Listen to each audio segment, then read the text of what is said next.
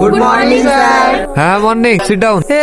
আমি যে ক্লাসে আসলাম তোর আগে উঠি দাঁড়ালিনি? আমাদের তো মনেই ছিল না। এই সবাই উঠি দাঁড়া। হ্যাঁ লে সিট ডাউন।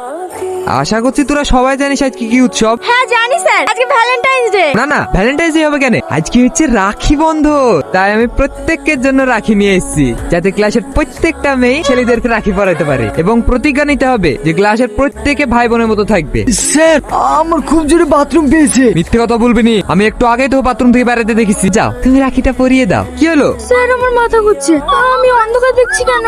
ঠিক আছে এইখানে বসো। স্যার এই যে ক্লাস বাদ দিয়ে রাখি পড়াচ্ছে, এতে কি পরীক্ষার খাতায় নাম্বার দেবেন? এই, এটা একটা শিক্ষার অঙ্গ। বস। এই তুই না, তুই শাক তুলছি, স্কুলে যাবি নি? না রে, আজকে পরীক্ষার ফিস জমা দেওয়ার লাস্ট ডে, মা এখনো একটা টাকাও জোগাড় করতে পারেনি। চ আমি দিয়ে দেবো। কিন্তু তুই এতগুলো টাকা কোথায় পাবি? ও নিয়ে তোকে চিন্তা করতে হবে না। চত। তোর নাম রিয়াজ কবিরাজ না? না স্যার, এটা আমার ফিস না, এটা তুই না। তাহলে তোর ফিস কই? স্যার আমি আর পড়াশোনা করব না। পড়াশোনা করবি নি মানে? এই বয়সে পড়াশোনা ছেড়ে দিয়ে কি করবি? আসলে আমার দ্বারা পড়াশোনা হবে না, ভাবছি পড়াশোনা ছেড়ে দিয়ে কাজ কাম করবো।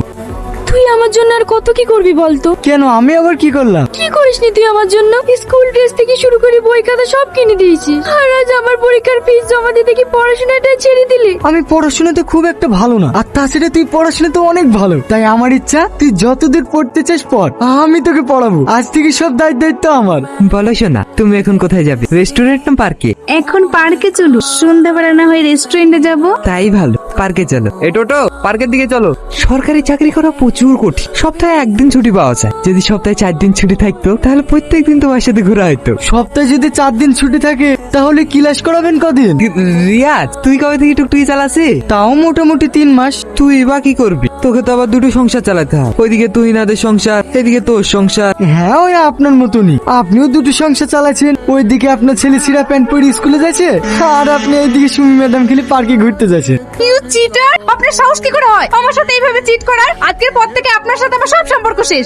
তুমি যেও না সুমি, প্লিজ আমার কথা শোনো সুমি। তুই যে কাজটা করলি নি, এই কাজ কোনো মানুষও করতে পারে না। তুই একটা জানোয়ার। এই সুমি, তুই লোকের বাড়িতে পেঁয়াজ কাটছি, তোকে বলিনি তুই কোনো কাজ করবি না? তুই একলাই কত পারবি বল? 4 বস্তা পেঁয়াজ কেটে যদি 200 টাকা হয়, তাও তো কোনো একটা কাজে লাগবে। তার জন্য তো আমি আছি। তাড়াতাড়ি রেডি হলে আজ কলেজে ভর্তি হওয়ার ডেট আছে। না বাপ, আমার মেয়েকে কলেজে ভর্তি করতে হবে না। কলেজে পড়তে গেলে অনেক টাকা খরচা। এত টাকা তুমি কোথায় পাবা বলো বাপ? না না খালা, তুহিনের অনেক স্বপ্ন, ও কলেজে পড়াশোনা শেষ করে চাকরি করবে। তার জন্য যদি আমাকে দিন রাত পরিশ্রম করতে হয় আমি তাই করব। তাও আমি ওর স্বপ্ন নষ্ট হতে দেবো না।